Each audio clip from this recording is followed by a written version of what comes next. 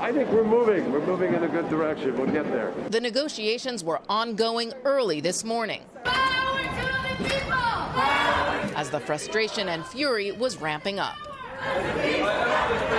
We have to live up to the expectation of young people who don't want this place just to be a place of words. A draft of the final COP decisions was released with some progress and some disappointment.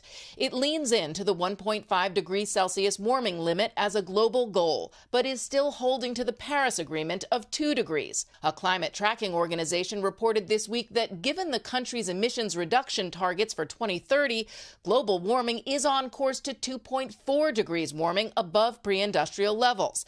They called that catastrophic.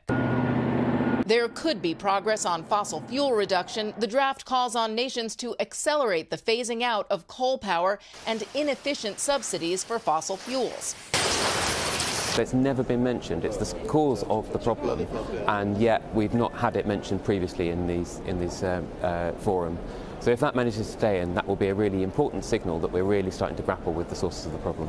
The concern, though, is that the language won't stay.